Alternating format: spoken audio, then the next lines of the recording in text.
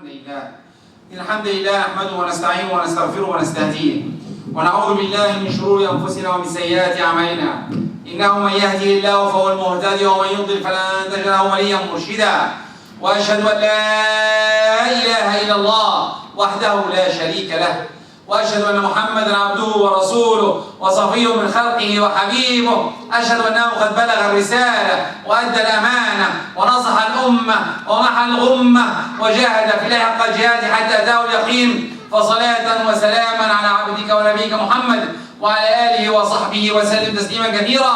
يقول الله سبحانه وتعالى: بسم الله الرحمن الرحيم: إلا تنصروه فقد نصره الله إذ أخرجه الذين كفروا ثاني اثنين إذ هما في الغار إذ يقول لصاحبه لا تحزن إن الله معنا.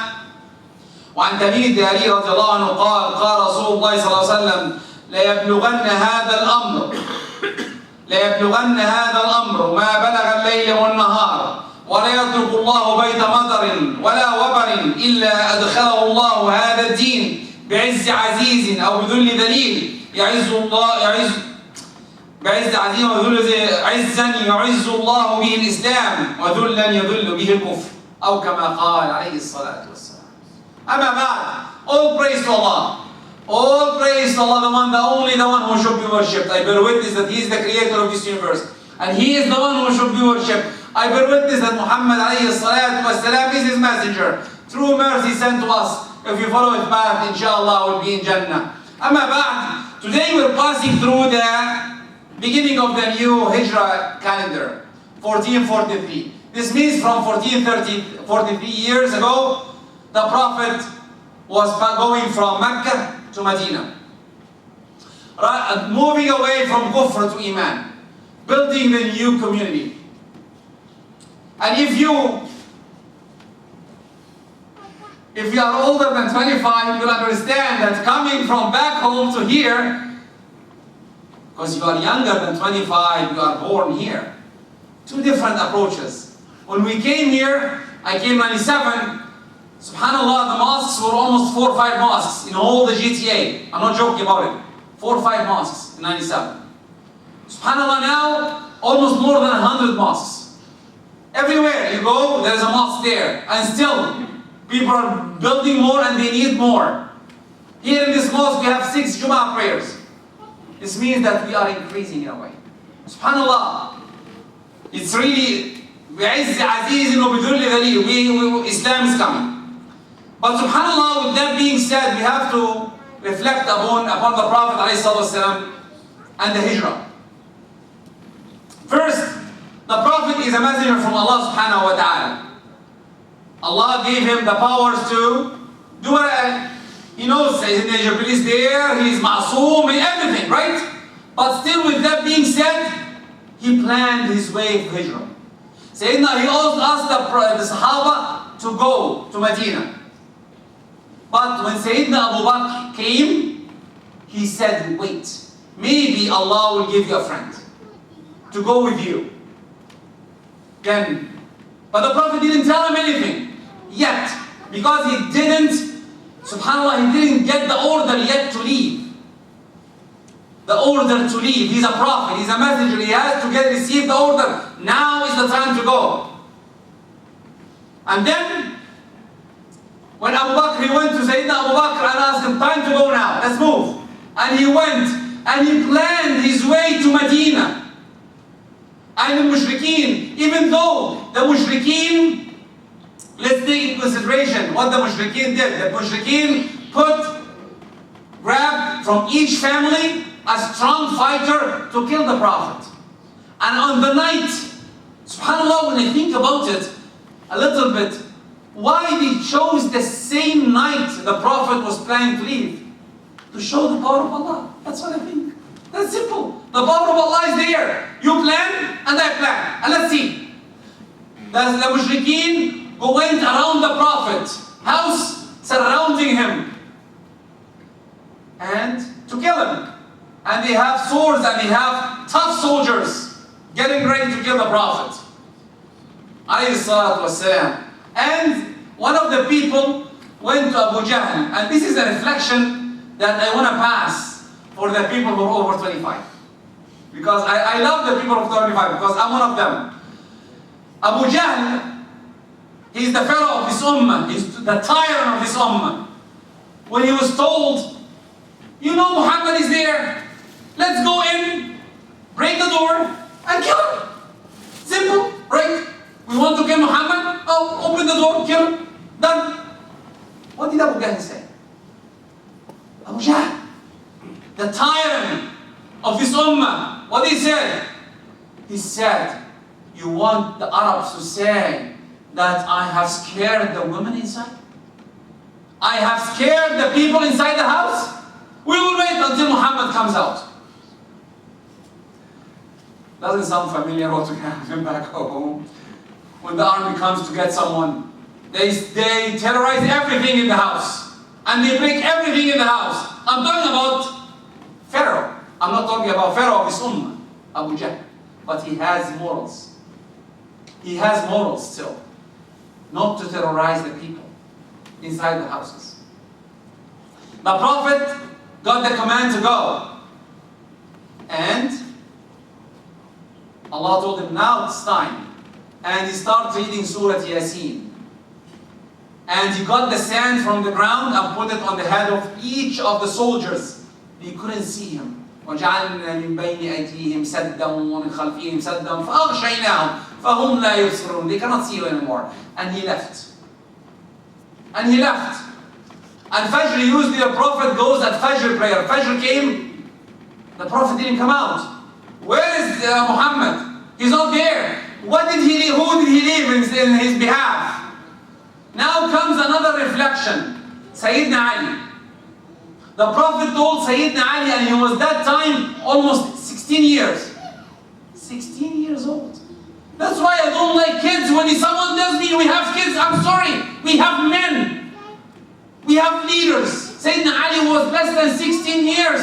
He stood, he slept. When he was asked, oh Ali, were you scared on that night? What did he say? He said, this is the only night I slept perfectly. Why? Because the Prophet told him, tomorrow distribute the money to the people. He slept because the Prophet promised him that there is a tomorrow for him. Any one of us can guarantee there is tomorrow for us? No. You sleep and you may not wake up. But Sayyidina Ali had the promise he would wake up tomorrow. Subhanallah. And he slept clearly. Even though the mushrikeen was outside to kill him. And when they went in, they found him. Where's Muhammad? They start searching everywhere. Then the Prophet planned his way to Medina. Then what happened? Subhanallah. The Prophet has the assurance that he will go and he will win. Suraqa came behind him. Imagine now, the Prophet ran with people running after him trying to kill him. And Suraqa was a soldier who was a knight. If you know his story, he was a knight. He doesn't follow on his horse. And he ran after the Prophet. He knew there is someone told him that we saw 2 people, 3 people are going towards Medina. It sounds like Muhammad ﷺ, and he started preparing himself and he ran because he needs the money. And when he ran after him, Suraqa, he fell. The Prophet, what did he say? Allahumma kfinihi bima shi'ta wa kayfa shi'ta. Allahumma kfinihi bima shi'ta wa kayfa shi'ta. And Suraqa fell immediately from his horse. I said, what? Come up again. Time. Run again. Fell again. Time again. Fell again. 3 times. Said, no. It cannot be. It has to be a superpower behind that. Muhammad, give me the aman. I'll come. He gave him. Come, Suraqa. What are you? And he gave him the message. And he said, and looked at Suraqa because he wants the money. Right? He came after him for the money. And he told him, Suraqa, what do you want? What do you think that you will get the bracelets of Kisra? At that time there were 2 powers, Kisra and Qaisar. Kisra in Persia and Qaisar in Rome. And Kisra, Muslim country was nothing at that time. The Prophet is running. But still we have hope. He has high hope that he will win. And he said, what do you think about the bracelets of Kisra? And the Prophet said, Suraqa said, Kisra bin Sharwan? I said, yes. And he said, okay, write it down for me. And Sayyidina Abu Bakr wrote it down for him. He will get the bracelets of Kisra bin Sharwan. Okay. And he went back. And Prophet told him, tell everyone that we're not, he didn't see us. Move, leave. And he left. The Prophet went to Medina. I have to move a little bit forward and then come back to the story. Suraqa, when Sayyidina Umar, imagine now, almost less than 10 years or less than 15 years from that time, around 15 to 20 years, Kisra bin Sharwan was gone. And his bracelets came to the Muslimin. And Sayyidina Umar knows the hadith. And he said, where is Suraqa? He said, he's out there fighting Qaisar, the people in Rome. He said, bring him in. He brought, imagine, the Amir al-Mu'minin asking someone to come. Suraqa came immediately to Umar ibn Khattab and said, what do you want? He said, you know the hadith? Yes, put, and this is gold. It's haram to put gold in yourself. But said, the Prophet asked you to do it, put it on. And he put it on and he went to Medina and he narrated the hadith. The Prophet promised me the bracelets of Kisra, they are there. And he took them off after that. This is the promise. The Prophet, Islam gives you hope. Hijrah. Let's move back to the people who came over 25 here. When we came here, we were looking for hope. We were looking to build a new community. We were looking to build a Muslim. We were looking forward to build for this youth, a new Muslim community. That's what we should be planning for. Then, I have to talk about the beginning of the calendar year. Inshallah, this is the second part of the khutbah. أقول قولي هذا وأستغفر لكم فاستغفروه يا فوز المستقيم. إن الحمد لله نحمده ونستعينه ونستغفره ونستهديه ونعوذ بالله من شرور أنفسنا ومن سيئات أعمالنا. أما بعد, the calendar year after Sayyidina Umar, the Muslim Khalifa went very far. There has to be a calendar for us. And subhanallah, they were thinking, who should you follow? Should you follow the Chinese? Should you follow the Coptic? Should you follow what? And they were searching everywhere for what should we do. And one of the people said, from Ahl Kitab, came to Sayyidina Umar and told him that we have an ayah in the Quran. I read the Quran and this ayah is there. If it's there, we'll make it Eid. And Sayyidina Umar, which ayah are you talking about? And he rated the ayah which I narrated before. إِلَّا تَنْصُرُوهُ فَقَدْ نَصَرَهُ اللَّهُ إِذْ أَخْرَجَهُ الَّذِينَ كَفَرُوا ثَانِيَ اثْنَيْنِ. This is the time. And Sayyidina Umar, no, I know where did it happen, I know what the date it is, and from there the calendar started. The Hijra calendar started, and they were debating, and by the way, this didn't start on Muharram, but they debated which month to start, and they chose the month of Muharram after the Hajj, which is starting after 2 days from now, after the Hajj people leave, we'll start the calendar on that day. This is when they start. That's why, when you ask anyone here, the youth, under 25, what do you know about Hijra month? Can you name some of the Hijra month? I'll be surprised if some of you even know some of them. I'll be surprised if adults over 25 will tell me, not under 25. But really we need to know. This is important. Now comes, is there a specific thing we should do in this Hijra at the beginning? No. Should we do something? Yes, we should learn what is Hijra. What happened on that day? What the Prophet did? How the people, when the Meccan people came, the Muslimin from Mecca migrated to Medina, what happened there? This is the best immigration happened. Imagine that the Prophet, we came in Canada, all of us, and no one stood beside us. We just tried, and we tried our best to stand up. It took us some time even to know the mosque. But subhanAllah, the Prophet said, you from Mecca, you from Medina, your brothers. You from Mecca, you from Medina, your brothers. And they were brothers. Even, I read that some of them, they were inheriting from each other, like true brothers. Until it was stopped in Surah Al-Ahzab, to stop this thing. Imagine how close they are. And simple, subhanAllah. Now, I have to talk about, time is flying with me. Now I have to talk about Al-Ashr min Muharram, the 10th of Muharram. And everyone, when we talk about it, this is the time that Sayyidina Musa was saved from Pharaoh.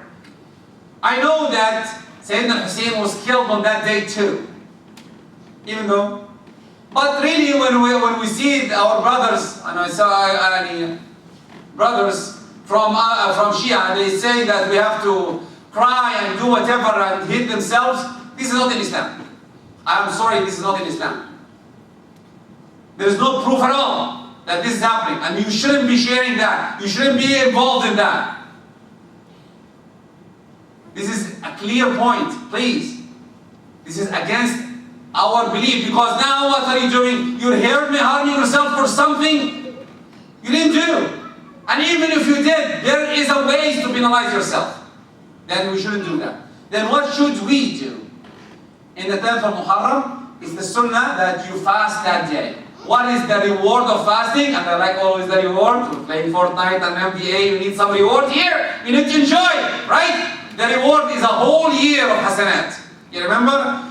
In 9th of Hijri, it's 2 years. This is a whole year of hasanat.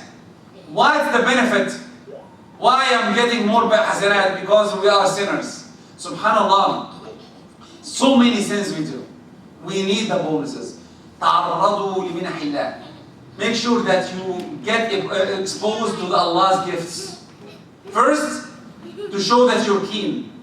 You're keen, I'm keen. Oh, where's the bonus? I'll go and get it. Right? Imagine that your manager likes your space to be clean. Will you clean the space? Most probably yes. I know that. But imagine that Allah is asking you, do it. Is the mandatory? No. Is the fard? No. Is the sunnah. If you want to do it, do it. When it will be, it should be in the 18th, 19th, and 20th of August. We'll tell inshallah next week, inshallah, we'll know better, inshallah, when the Hijra calendar change. Inshallah. Now comes two things I want to talk about.